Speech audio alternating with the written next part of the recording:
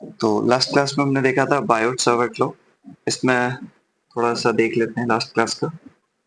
एक फॉर्मूला दिया है बायोट सावर्ट लॉ ने, dB vector which is equal to mu naught over 4 pi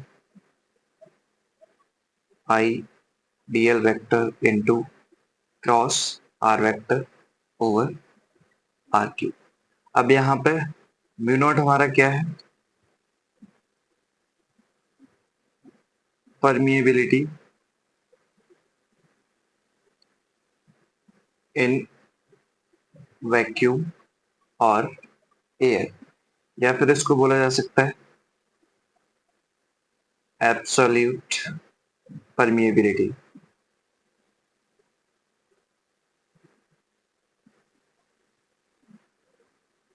mu naught over 4 pi की value होगी 10⁻⁻⁷, वो हम लास्ट क्लास में देख चुके हैं। अब इसमें हम देखेंगे मैग्नेटिक फील्ड की डायरेक्शन कैसे बताई जाएगी by using the element in which the current is flowing. तो पहला मेथड है हमारे पास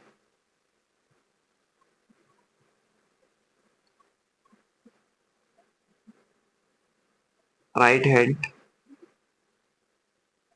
थंब रूल। तो राइट हैंड थंब रूल ऐसे ही समझ लेते हैं। मान लो ये कोई कंडक्टर है, ये कोई कंडक्टर है जिसमें करंट फ्लो हो रहा है, ऊपर की तरफ करंट है आई। अब इस कंडक्टर के राइट हैंड पे एक पॉइंट लिया है हमने पी। इस पी पॉइंट पे हमें बताना है क्या कि यहाँ पे मैग्नेटिक फील्ड की डायरेक्शन क्या होगी। कंडक्टर के लेफ्ट राइट दोनों तरफ डायरेक्शन क्या होती है? अलग अलग होगी। तो यहाँ पे जब हम राइट हैंड पे निकालना चाहेंगे तो राइट हैंड थंब रूल का कैसे यूज करेंगे देखना। मान लो ये कंडक्टर है, इसमें करंट फ्लो हो रहा है ऊपर की तरफ, जो कि निप दिखा रही है, ऊपर की तरफ करंट फ्लो हो रहा है। तो थंब को रखना है हमेशा करंट की डायरेक्शन में। उसके बाद अपनी फिंगर्स को कर्ल करना है। अगर हम ध्यान से देखें तो फिंगर कर्ल हो रही है अंदर की तरफ, तो इसका मतलब पी पे जो करंट होगा वो किधर होगा? अंदर की साइड। और इनवर्ड को दिखाया जाता है क्रॉस से। तो यहाँ पे जो मैग्नेटिक फील्ड की डायरेक्शन होगी वो हो जाएगी इनवर्ड। अगर इसी के अपोजिट हमें निकालना है यहाँ पे क्यू पॉइंट पे, कंडक्टर ये, थंब को रखना किसकी डायरेक्शन में? थंब को करंट की डायरेक्शन में। और ये जो फिंगर्स हैं, फिंगर रहेंगी कौन सी? जो जिधर जिस साइड पे हमारा पॉइंट है उस साइड पे। तो यहाँ पे है हमारा क्यू, तो कर्ल करेंगे तो ये कहाँ आ रही है फिंगर्स? बाहर की साइड। इसका मतलब क्यू पे जो मैग्नेटिक फील्ड की डायरेक्शन होगी वो होगी आउटसाइड या फिर आउटवर्ड। आउटवर्ड को डॉट से दिखाते हैं, इनवर्ड को क्रॉस से। क्रॉस से दिखाएंगे किसको? इनवर्ड को। डॉट को दिखाएंगे किससे? आउटवर्ड। तो याद रखना। तो यहाँ पे करंट ऐसा कुछ हो जाएगा। अगर ध्यान से देखें, अगर समझें थोड़ा अच्छे से, तो एक कंडक्टर या वायर के पास जिसमें करंट फ्लो हो रहा है, यहाँ से इनवर्ड ऐसे करके, यहाँ से आउटवर्ड सर्कुलर लूप्स बनते हैं। ये इसकी डायरेक्शन होती है।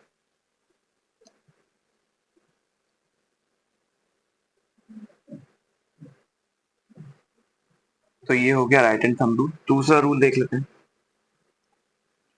दूसरा रूल है मैक्सवेल्स कॉर्क स्क्रू रूल, या फिर इसको स्क्रू रूल भी बोल देते हैं। ये सिंपल सा वेक्टर फॉर्म की तरह काम करता है। अगर यहाँ पे ध्यान से देखें, फिर से एक एलिमेंट बनाते हैं, कंडक्टर जिसमें करंट फ्लो हो रहा है आई ऊपर की तरफ। यहाँ पे एक पॉइंट है पी, यहाँ पे दूसरा पॉइंट है क्यू। तो स्क्रू रूल कैसे काम करता है ये देखना। जहां पे भी तुम्हारा पी है वहां पे एक स्क्रू रखो, और स्क्रू रखने के बाद इसको क्या करना है? यहाँ से रोटेट करना है। किस डायरेक्शन में? जहां करंट जा रहा है। अब करंट ऊपर की तरफ जा रहा है, तो यहाँ से इसका मतलब ये ऐसे बढ़ना चाहिए। तो इसको जैसे ऐसे घुमाएंगे एंटी क्लॉकवाइज, स्क्रू को घुमाने पे वो जाता है इनवर्ड। तो यहाँ पे डायरेक्शन हो जाएगी इनवर्ड। यहाँ पे याद रखना है एंटी क्लॉकवाइज जब भी स्क्रू घूमेगा तो इसका मतलब हो जाएगा क्या, इनवर्ड। और क्लॉकवाइज का मतलब क्या हो जाएगा, आउटवर्ड। सॉरी, आउटवर्ड का मतलब हो जाएगा, क्लॉकवाइज का मतलब हो जाएगा इनवर्ड, और एंटी का मतलब हो जाएगा आउटवर्ड। अब यहाँ पे देखते हैं, ये स्क्रू रखा जाएगा, करंट इस डायरेक्शन में, तो ये भी ऐसे घूमेगा। जैसे ही ऐसे घूमेगा इसका मतलब ये एंटी क्लॉकवाइज बाहर की तरफ आ जाएगा, तो ये हो जाएगी आउटवर्ड। तो ये है मैक्सवेल कॉर्क स्क्रू रूल, इसको स्क्रू रूल से भी जानते हैं लोग। अब यहाँ पे एक मैग्नेटिक फील्ड निकाल के देखते हैं। मैग्नेटिक फील्ड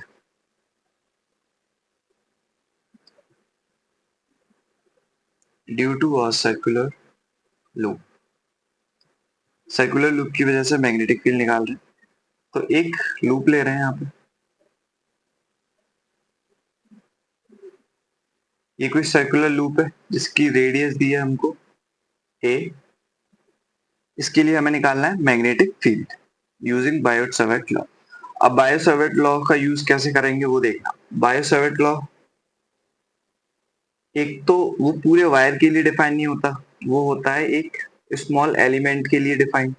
तो हम क्या करेंगे, मान लो इसमें करंट फ्लो हो रहा है ऐसे, यहां से यूं आके सर्कुलर में करंट फ्लो हो रहा है, तो हम सबसे पहले लेंगे एक स्मॉल डीएल। डीएल की डायरेक्शन ऐसे होगी, यहाँ से लेके यहाँ तक ये जो डिस्टेंस है वो दी है ए। तो डीबी वेक्टर कितना हो जाएगा, dB vector is equal to circular loop के यहाँ पे ये जो पॉइंट है इस पे निकालना चाहते हैं हम मैग्नेटिक फील्ड कितना होगा ओ पॉइंट पे। तो dB vector is equal to कितना हो जाएगा, म्यू नॉट ओवर 4 पाई, फिर I d l sine theta over r square, ये फॉर्मूला होता है। अब फॉर्मूला लगाने के बाद मैग्नीट्यूड निकाल रहे हैं तो डायरेक्शन की बात अभी नहीं कर रहे हैं। तो ये होता है formula dV is equal to mu naught over 4 pi I dl sine theta over r square. अब यहाँ पे थीटा की वैल्यू देखते हैं कितनी है। अगर हम ध्यान से देखें डीएल ए है और डीएल की डायरेक्शन वही होती है जो करंट की डायरेक्शन होती है। करंट की डायरेक्शन ऐसे कुछ होगी, तो डीएल हो गया हमारा इस डायरेक्शन, ये होगी डीएल की डायरेक्शन। डीएल की डायरेक्शन ये है, ए ये है, तो ये एक टेंजेंट है, तो यहाँ पे ये कितना एंगल बना रहा होगा 90। तो इसका मतलब थीटा की वैल्यू कितनी हो जाएगी, 90 डिग्री। तो यहाँ पर वैल्यू जैसे पुट करेंगे mu naught over 4 pi I d l sine 90 over r की जगह ए आ जाएगा,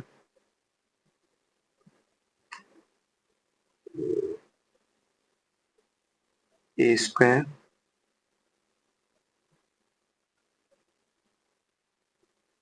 साइन 90 की वैल्यू 1, तो ये रह जाएगा बस म्यू नॉट ओवर 4 पाई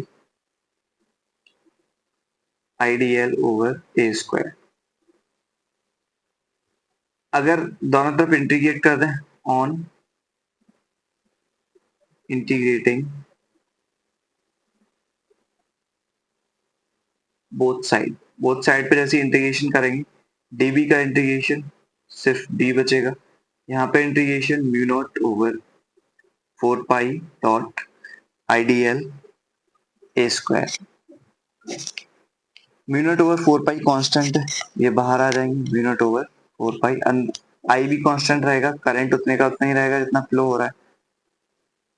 ए स्क्वायर ये भी कांस्टेंट रहेगा, ये जो रेडियस है, अंदर बचेगा क्या, इंटीग्रेशन ऑफ डीएल। अगर देखा जाए ध्यान से, इसी को हम थोड़ा सा यहाँ कर लेंगे,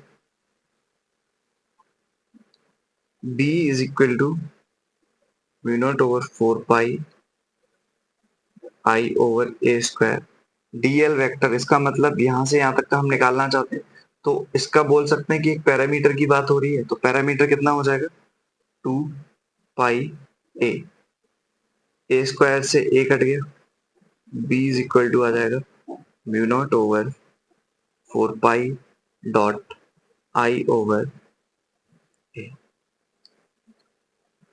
यही हो जाएगा एक सर्कुलर लूप की वजह से सेंटर पे मैग्नेटिक फील्ड कितना आएगा।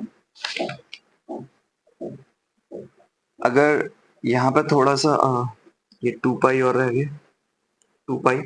अगर इसको थोड़ा सा काट पीट करना चाहें तो वो भी कर सकते हैं, पर उससे कोई फायदा नहीं होगा क्योंकि हमारे पास म्यू नॉट ओवर 4 पाई की डायरेक्ट वैल्यू है 10 टू द पावर -7। फिर भी अगर इसको काटना चाहें तो ये b is equal to mu naught over 2a I,